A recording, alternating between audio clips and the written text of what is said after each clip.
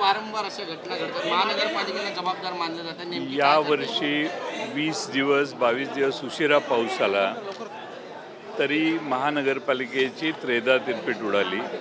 महापौर ज्या ठिकाणी पाहणी करायला जातात त्यांच्या डोळ्यात देखत मॅनहोलमध्ये महापालिकेचा कर्मचारी अधिकारी खड्ड्यात जातो. मुंबईभर ही परिस्थिती आहे. मुंबईत अनेक ठिकाणी पाणी जरा जास्त पडलं तर मुंबई चोक होते. आज ही घटना आपण ज्याचा उल्लेख करताय ती झाली, अतिशय दुर्दैवी आहे आणि माणूस वाहून जाणं ही अतिशय गंभीर गोष्ट आहे. आणि सरकार एवढ्या मोठ्या आश्वासनं भारतीय जनता पक्षाने मुंबईकरांना दिली, त्यातला एकही आश्वासन पूर्ण होतच नाही. पण अधिकचं नुकसान मुंबईकरांचं व्हायला लागलं. सभागृहात जर बघितलं तर ही काही पहिली घटना नाही आहे. परवा एक बसवर झाड पडलं, त्याच्यामध्ये देखील तक्रार झाली होती, कारवाई झाली नाही म्हणून ती घटना घडली.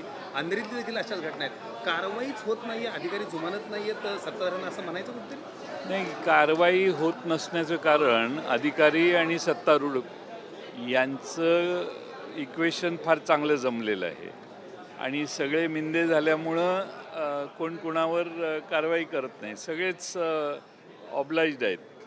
त्यामुळं गिव्ह अँड टेकच्या या जगात सामान्य नागरिकालाच त्रास होणार. सर, काल तुम्ही सभागृहात नगरविकास खात्यांबद्दल देखील मी हा विषयावर बोललो होता. खरं तर तुम्ही ज्यावेळी होता त्यावेळेस अनेक अधिकारी स्वतः बसायचे, सभागृहात हजर राहायचे, 3-3 वेळा निर्देश देऊन सूचना देऊन देखील अधिकारी उपस्थित राहत नाही आहेत.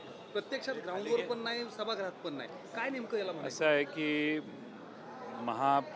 विधानसभेमध्ये अध्यक्षांनी सांगितलं की फार पाऊस येतोय म्हणून अधिकारी आले नाहीत. पण 4-4, 5-5 उपायुक्त असताना या शहराच्या बाबतीत सत्तारूढ पक्षाच्या, भारतीय जनता पक्षाच्या अध्यक्ष असणाऱ्या विधानसभेच्या सदस्यांनी प्रस्ताव मांडला. त्याचं पण गाऱ्हाणं ऐकायला अधिकारी तयार नाहीत. म्हणजे अधिकाऱ्यांनी विधानसभा टेकन फॉर ग्रांटेड केलेलं आहे. अधिकाऱ्यांना काही फरक पडत नाही. तुम्ही किती विधानसभेत ओरडा, दंगा करा, प्रश्न विचारा, कोणी आता विधानसभेला घाबरत नाही अशी अवस्था आम्हीच आमची करून घेतलेली आहे. सत्ता जरी बदलली असली तरी अधिकारी तेच आहेत. वारंवार अशा प्रकारच्या घटना या घडताना तरी दिसत आहेत. मात्र सत्तेत असलेले आताची जी नेते आहेत ते कुठंतरी कारवाई करायला दजावत आहेत का, हा देखील एक प्रश्न नाही. सत्ता जाहीरनाम्यात तुम्ही असं लिहिलं का की आम्ही सत्तेवर आल्यावर ह्या सर्व अधिकाऱ्यांना घालवू, नवे अधिकारी करू आणि राज्य व्यवस्थित चालवू? तसं काहीच नाही. तुम्हाला माहिती आहे याच अधिकाऱ्यांच्याकडून तुम्हाला काम करून घ्यायचं आहे, तरी देखील ते काम तुम्हाला जमत नाही. याचा मुंबईकरांनी अर्थ जो घ्यायचा आहे तो घेतलेला आहे.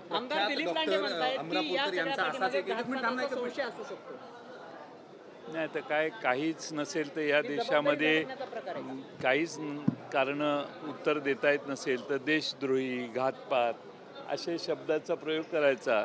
लोकही टी व्ही बघत बसतात आणि म्हणतात अरे बरं घातपात झाला असेल. आता पाऊस आला, मोठं पाणी आलं, त्यात माणसं वाहून गेली, त्यात घातपात करायला माणूस तर आला पाहिजे, घातपात करणारा तर टिकला पाहिजे, तोही वाहून जाईल ना. सर, प्रख्यात डॉक्टर अमरापूरकर यांचं देखील अशाच पद्धतीने निधन झालं होतं. 2-3 दिवसांनी त्यांची देखील डेड बॉडी सापडली होती. याला 7-8 वर्ष झाली, अजूनही परिस्थिती बदलत नाही. त्याच मनोमध्ये माणसं पडत आहेत.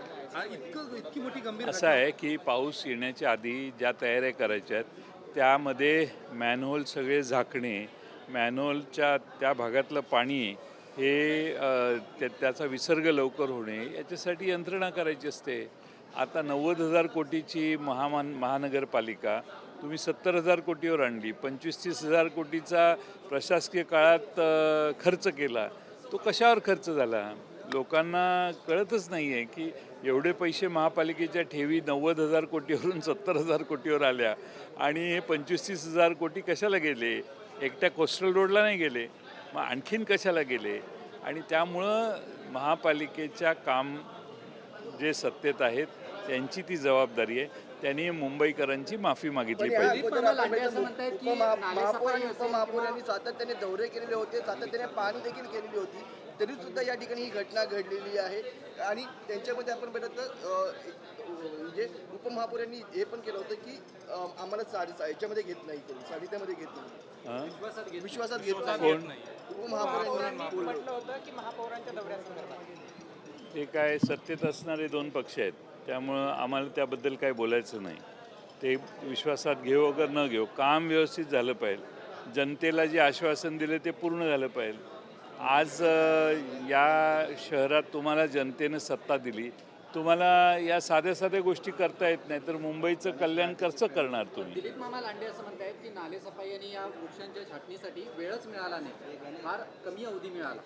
मी मगाशी सांगितलं 20 दिवस उशिरा पाऊस आला, वेळच वेळ होता. साहेब पण अधिकाऱ्यांवरती कुठे दबाव आहे किंवा अधिकाऱ्यांवर असा दबाव टाकला जातोय की ते ऐकत नाही? अधिकाऱ्यांच्यावर दबाव एवढा आहे, पॉलिटिकल इंटरफेरन्स एवढा वाढलेला आहे, नगरसेवक, आमदार, मंत्री या सगळ्यांचा विशिष्ट जो इंटरेस्ट आहे तो इंटरेस्ट जपण्याची जबाबदारी त्या अधिकाऱ्यांच्यावर आहे. बाकी जनता अशी वाहून गेली तरी त्यांना काही फरक पडत नाही.